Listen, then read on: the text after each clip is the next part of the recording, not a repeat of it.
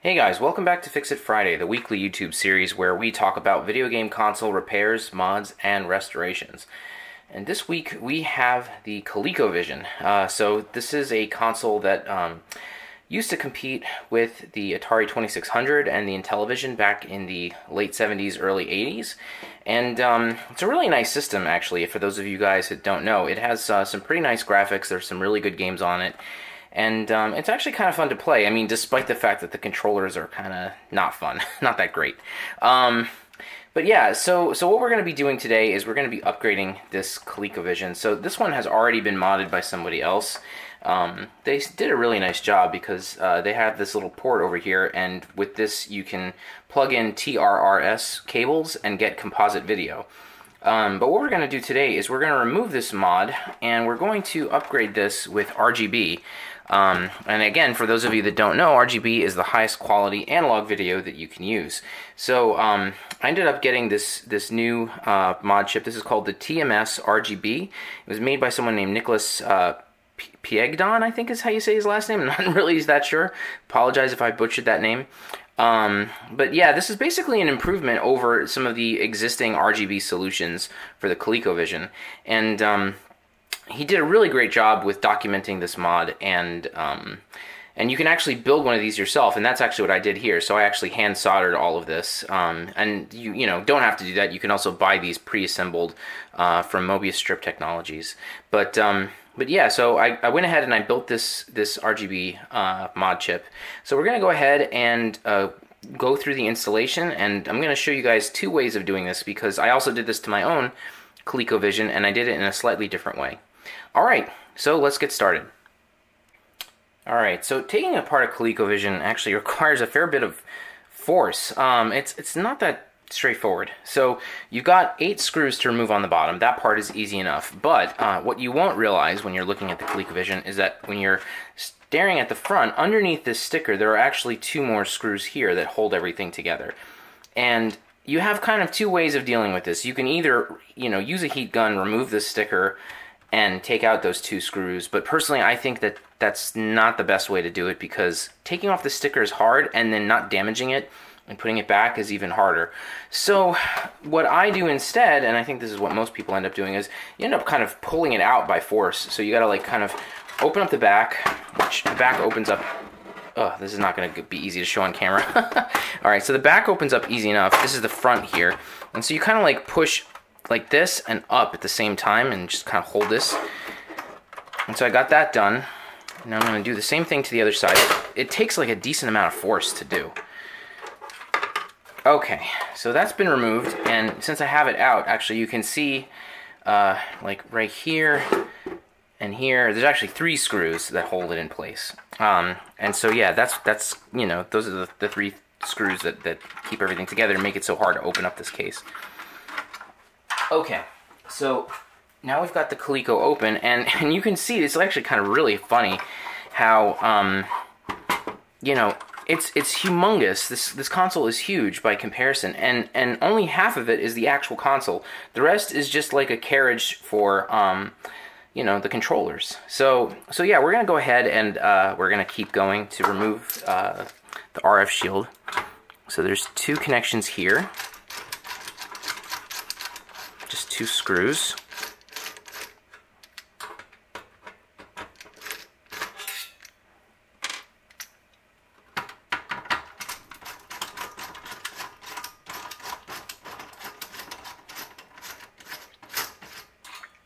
Now normally, after you take those 2 screws out, this RF shield is also usually soldered to the main board. I know that it isn't with this one because somebody already modded this console, but actually you can see a point right here.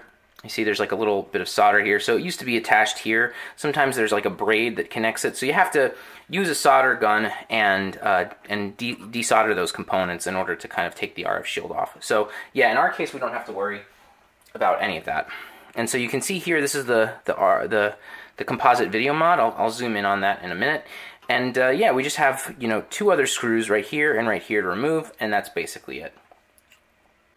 Alright, so what I've done now is I've just removed the RF modulator shield, and I just wanted to kind of zoom in and show you guys what a composite video mod for the ColecoVision looks like. So, you know, the person who did this did a really nice job.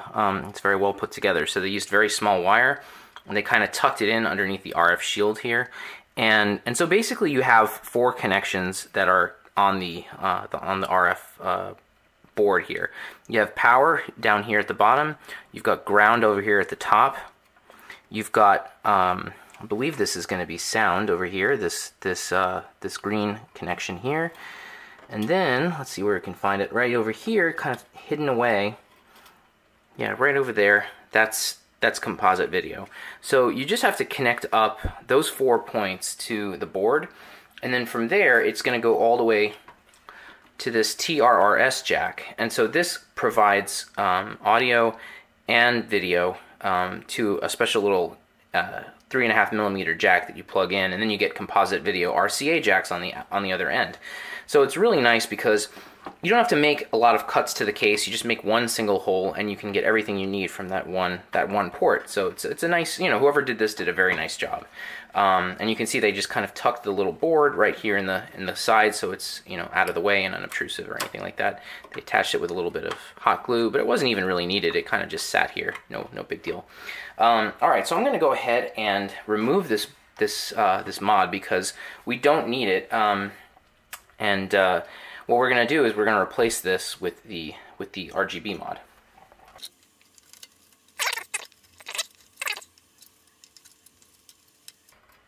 There we go. No big deal. And now I'm going to go ahead and just remove the ColecoVision itself. And we're going to go ahead and just desolder those connections to the TRRS jack, and then remove the jack completely. And so, yeah, you have 3 wires here. One is video, one is audio, that's audio, and then one is ground. So yeah, that's all done. And so yeah, now this mod is removed. I'm gonna set aside this board because this is perfectly useful, and lots of people don't want necessarily RGB, they just want composite video. So I'll go ahead and set this aside, and so yeah, we're gonna set aside the case, and the next step is going to be to install the actual RGB mod onto the board. Alright, so now we're on the underside of the board, and this big row of pins, this 40-pin chip, this is the TMS-9929, and so this is what's responsible for the ColecoVision's graphics. So what we're going to do is we're going to connect this board directly here and just solder it into place. So before I do that, though, I wanted to show you guys what I did. So the developer of this board, he recommends that you add some Kapton tape to the underside of the board, and that's just to prevent any accidental shorts between the mod board and the Coleco. The chances of that happening are pretty low, I would say, because these vias under the underside are really, really tiny, and who knows if they even line up with anything. But, I mean, it makes sense. It's a good suggestion to make. And so what I ended up doing was just taking a little strip of Kapton tape and running it right along the bottom side of the board. So that keeps it from shorting out with anything. So yeah, once you do that, the next thing is you want to look at your TMS-9929 pins, because sometimes Coleco would bend these pins at the factory. And so if they did that, this isn't going to install properly. So you've got to come back and heat up the board and make them vertical again with like a pair of tweezers or something. I don't have that problem. Thankfully, with this particular board, all of those pins are already good and straight. So what you got to do is just basically line this up like so, and then you only have a handful of connections to make. And so what I'll do is, like, with one hand I'll hold it down, and with my other hand I'm going to go ahead and start soldering these points. You want to make sure that there's a decent amount of solder too, and that you have some moderate amount of time, because you want to make sure that solder flows down to the pins. You don't want it just to be superficially on the surface, because then it's not going to do its job. It needs to connect to those pins, to the TMS board, or TMS chip rather.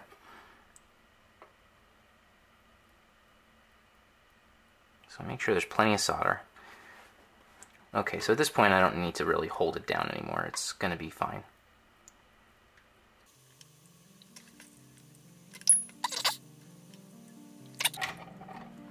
So yeah, it's actually a pretty simple installation. I mean, that's really all you need to do in order to get the board attached. So again, the guy did a great job with designing this. Alright, so from here what we need to do is we need to wire up some wires over here, and those are going to go to this 8-pin mini DIN connector port. So what I'm going to end up doing is enlarging the port that's on the side of the case where the TRRS jack used to be, and this is going to go in there, and we're just going to make connections from those points to here, and then that should be basically it.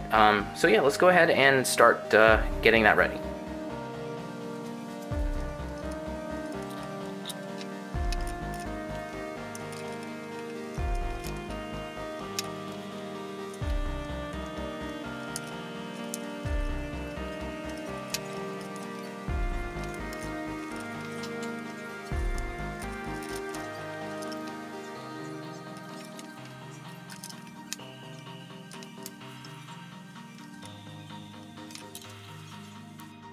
Alright, so I've got the wires connected up to the RGB mod, and what I realize I need to do now is I'm going to need to make some space on this RF shield on the bottom.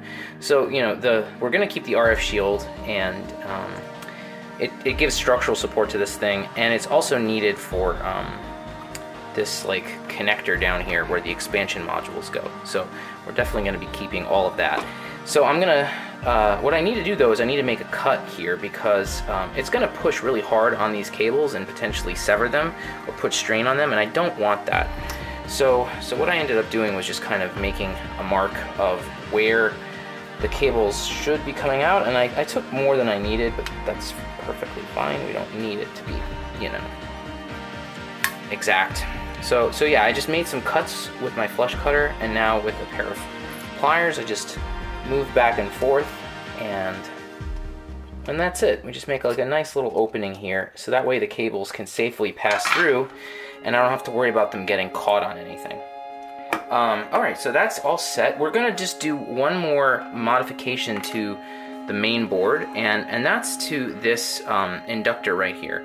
So this inductor L9 is also something that you may want to remove if you're doing this on a North American ColecoVision. If you're doing this on a PAL version, you don't have to do this at all. And in fact, you don't have to do this at all either for a North American version, but the developer of the board found that if this is removed, then the video signal gets cleaned up even more. So we're gonna go ahead and just pull that out, and then all we have to do is put in a little jumper wire to connect one point to the other. So let's go ahead and do that, and then basically the board is ready to be installed.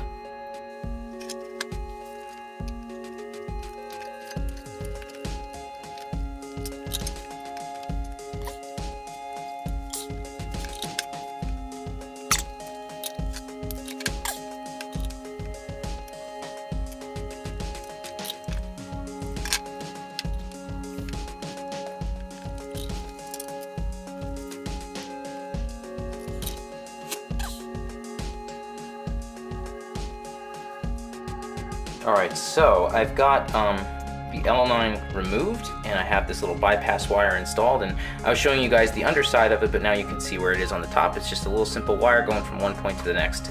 Easy peasy. Okay, so that's done, and you can see now that the cables coming from underneath, they fit in this little channel, and nothing's going to get in their way or kink them, and that was the whole point of doing that. I didn't want them to get damaged in any way. And so now I know that my cables need to come up to about here or so. So I'm just gonna, yeah, actually it's right about there. So I'm just gonna cut this, give myself a little extra in case I need it.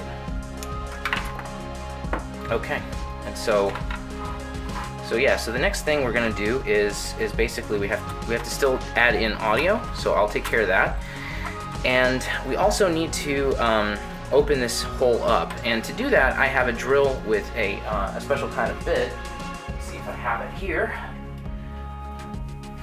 And so I have this drill, standard drill, and then it has this like stepping bit. And this is much better for plastic because plastic, especially old plastic, can be really brittle.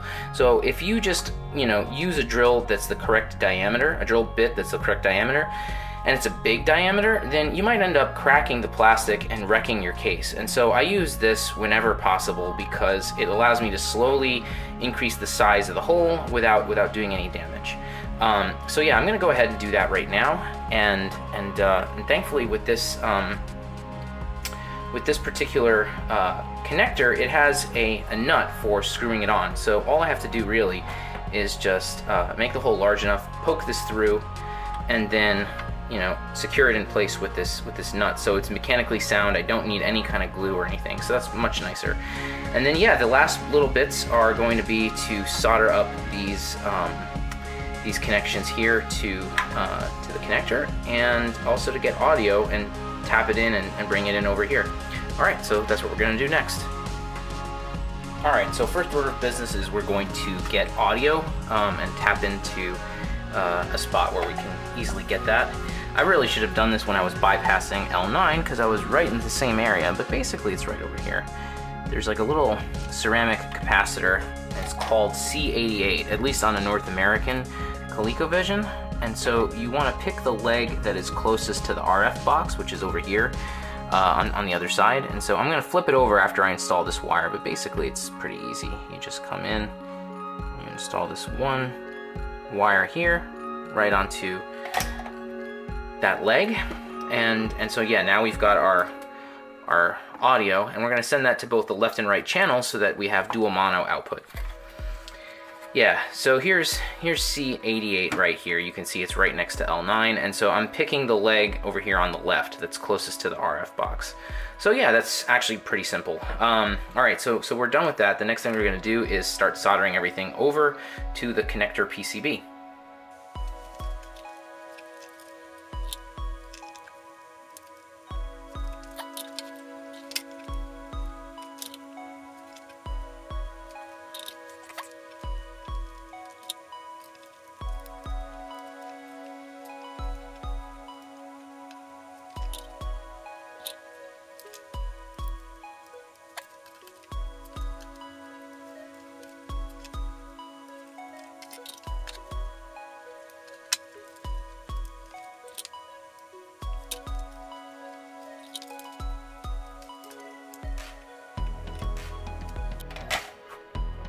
Okay, so I wired up all of the various sources. I've got 5 volts, I've got ground, I've got RGB and sync, and then I've got the left and right audio going to the same connection to the mono sound. So that means that the sound will come out of both speakers of your television. All right, so all of that wiring is done. All we've got to do now is just drill out that hole, put in the connector, solder things up, and give this thing a test. Okay, so this is the existing TRRS port. So all we're gonna do is just use this stepping drill and just be very careful about it. And you can see I'm not using a lot of force with my drill either, because again, the plastic is brittle. If you're aggressive here, you can just shatter it and destroy the shell, and then you're really kind of in trouble at that point. Yep, alright, so we're getting closer, a little bit more. So that's also what's nice about this stepper drill, is you can just kind of take your time with it. Make it exactly what size it needs to be, and not worry about doing anything harmful.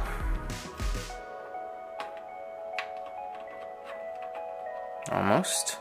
I think I'm gonna have to go all the way to the end. That's what it's looking like, which is fine.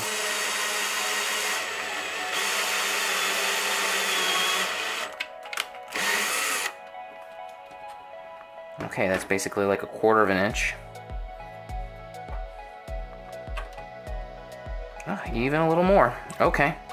Well, I'll be back. I'm gonna have to get a larger drill bit. But I think you guys get the idea. You basically just kind of keep working it and widen out the hole. And once you're big enough, then you can get this through, and I'm gonna screw it in, and we're gonna kind of go from there.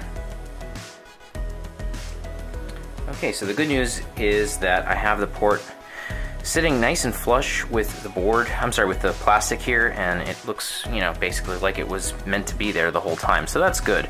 The bad news is that this plastic is too thick, so I was originally planning to use like a little nut to hold this down, but it's way too thick, and so that is not going to work. So unfortunately, I'm going to have to resort to some glue, so I'm going to come in on the back, and I'm going to use epoxy and bond these things together. At least that's much more of a permanent connection and structurally sound, and it shouldn't show up anywhere on the front of it. It'll just be here on the back.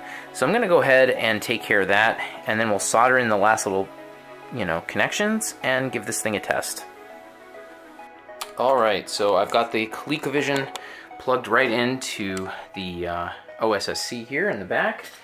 And yeah, let me just go ahead and grab the controller here. But yeah, you can already see that the colors are really, really crisp. This is just my flash cartridge that allows me to test out a variety of games. I'm going to pick this game Hero because it is a really good example of how nice things look on the Colecovision. So yeah, hopefully this is coming in clear on the camera, but you can see that the colors are really sharp and vibrant. I mean, everything looks very crisp, and I mean, I really couldn't be happier with this mod. It really fixes all of the shortcomings that came from some of the previous attempts at doing RGB on this. I think that, you know, you really couldn't top this. This looks great.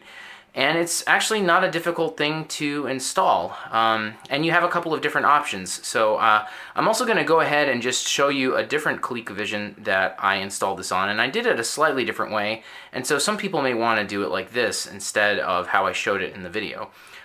So yeah, I'll be back in a second and I'll show you my Coleco and how I did that one, and what are some of the advantages and maybe disadvantages of doing it that way. Okay, I'll be back in a second. Alright, so this is just a small transition over to a completely different ColecoVision. This is my personal one, and I wanted to show you a different way to set it up using this modification. And I'll kind of explain why I did it this way instead of the way I just demonstrated in this video. So with the ColecoVision, there's a number of different expansion modules that come with, or that can come with the system. One of which is the Atari 2600 one, which connects over here and actually lets you play Atari 2600 games on the Coleco, which is totally insane. Something like that is absolutely not possible nowadays. So yeah, the only issue with that is the Atari module generates its own video. So that means that if you do the RGB mod, you're not going to get any kind of high quality Atari video. You'll only get RF output. So I kind of didn't want that. I wanted something a little bit better. I wanted composite video, and so that's what this little board here is accomplishing. And the other thing was that I didn't have any holes cut into my case like that last one I just showed you. So what I wanted to do instead was remove the RF modulator and install a little Genesis Model 2 connector here. This carries both the RGB and the composite video, so I can get everything from one port, and I didn't have to cut the shell at all, and the system basically looks stock on the outside. There is one caveat though, which is that if you're going to preserve composite video, you actually have to keep the RF modulator. There's a component inside of there. Actually, I think you can see it. Well, it's a little too dark here, but there's like a little chip in there, and that's required for the composite video to work. So I had to keep this thing.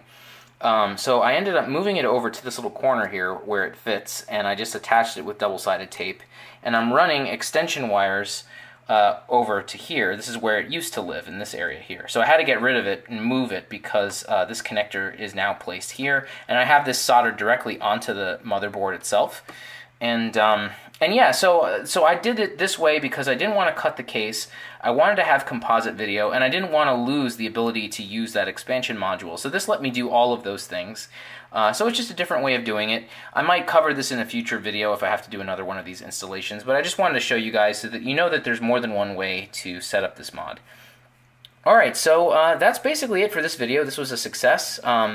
If you guys like the content, then it would be great if you could subscribe and hit the thumbs up button. That helps out the channel a lot.